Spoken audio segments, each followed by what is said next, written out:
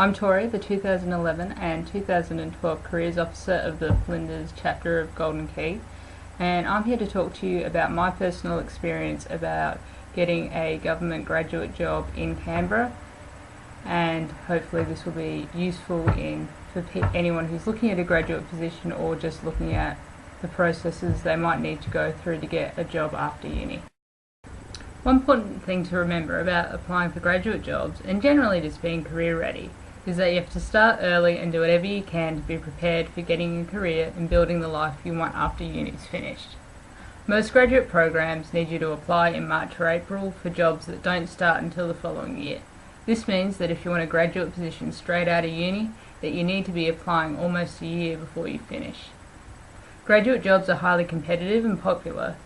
Personally, I felt like the public service was something that I wanted to get into, so I applied for 3 different government graduate programs, but there are also plenty of other companies who recruit graduates, such as the Defence Force, the Big 4 banks, Telstra, and even places like Coles or Australia Post. The program that you apply for might depend a little bit on what degree you're doing and what kind of degree background and experience people are looking for in recruiting for graduate programs. Every application process is a little bit different, but the process I went through should give you a pretty good idea of what sorts of hurdles you might need to face. Some of these steps are also relevant to other kinds of jobs you might be applying for. First off, I had to fill in a lengthy application form which asked for a lot of personal and study-related information, as well as requiring me to write a few longer responses to questions about things such as why I was interested in the program and how my experiences were relevant and useful to what they were looking for. These applications take a long time to complete, but are worth getting right. You need to write clearly, make your responses relevant, and watch your spelling and grammar. After this stage, I was invited to complete a timed aptitude test online, which assessed verbal fluency, numerical skills, and reasoning. These are difficult to prepare for, but it's important to try and be calm throughout the process and to read any instructions given carefully. I was told I'd progress to the next stage, a phone interview. I was asked 3 behavioural questions, which are questions that require you to demonstrate your skills in a particular area through a situation in your previous experience. These are becoming increasingly common in recruitment. The questions asked will be something along the lines of, tell me about a time when you were under pressure with competing deadlines, or tell me about a time you provided excellent customer service. It can be difficult to think of a good experience to base your response on off of the top of your head, so it can be useful to research some potential questions that might be asked and the kind of scenarios from your experience that will allow you to demonstrate the skill they are targeting most effectively.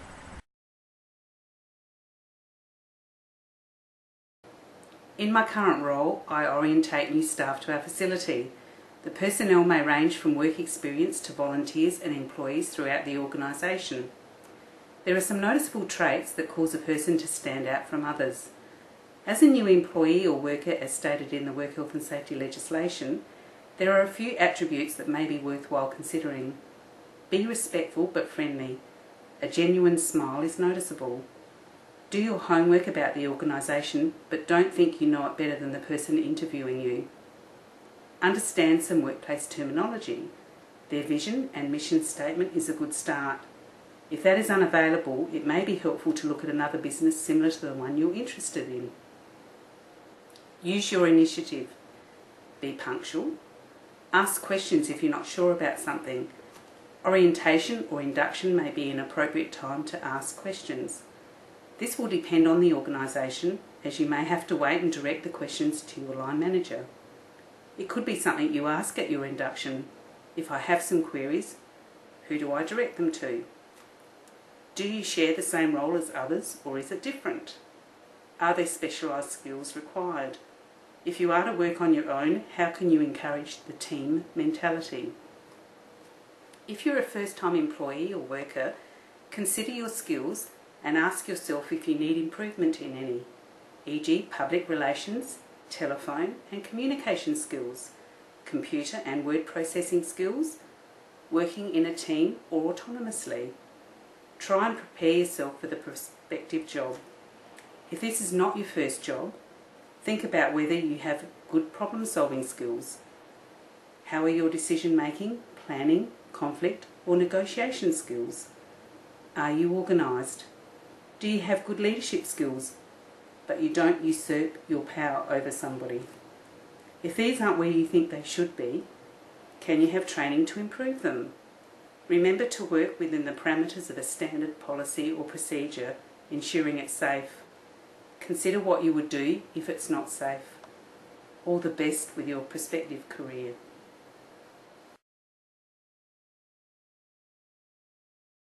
My name is Monica Detweiler, and I'm going to talk about how volunteer work can be really beneficial to your career prospects when you finish uni. I started volunteering through my family's charity called HONKS, which stands for Hematology and Oncology Kids. My family helped start up this charity because a close friend's young son became ill with cancer. HONKS raises funds to help improve the hospital facilities and provide extra support to the families who have a child suffering from cancer. I also volunteer through Lifeline, which is a 24/7 telephone counseling service for people in crisis. Becoming a volunteer here involves undertaking an intense training course over several months before being able to assist individuals on the phones. This involves educational workshops about mental health issues, e-learning modules, and interacting with group facilitators, which involves role-playing situations which one may actually encounter on the phones. Volunteers are able to help people who call up feeling suicidal, worried about relationship difficulties, experiencing domestic violence, or situations involving child abuse. I feel this volunteer work has better prepared me for having a career because it provides practical hands-on experience which complements my degree.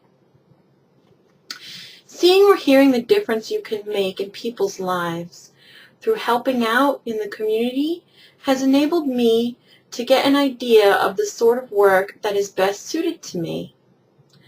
And volunteering at Lifeline has reinforced my commitment to helping individuals who suffer from personal difficulties or mental health issues.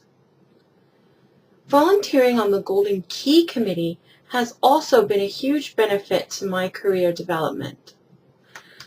Being on the committee has also involved raising funds for a diverse range of charities and has enabled me to develop leadership skills through online training, professional development, and event organizing.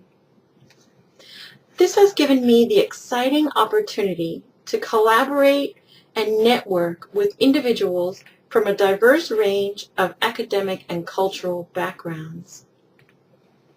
Volunteering in any capacity can be extremely beneficial, as it not only helps you develop vital skills, it also demonstrates to prospective employers that you are a well-rounded job candidate, as you have made a contribution towards bettering your community.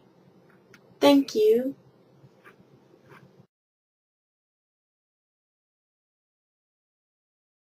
My name is Franziska Neckels, and I am the 2013 Careers Officer of the Flinders University Golden Key chapter. I will talk to you about living abroad and how that can be useful not just for your CV, but also for yourself. I have been living abroad in various countries for various reasons. I volunteered in Chile, visited a language school in Spain, and now I'm studying abroad here in Australia. Every of these experiences helped me develop new and useful skills, like learning a foreign language or being more independent, and it also made me more confident. Going abroad and having this kind of experience on your CV could be the thing that sets you apart from other applicants. If you are interested to go abroad, ask around at your university and look at their homepage. Flinders, for example, has various partner universities for a semester abroad and also offers various volunteer opportunities.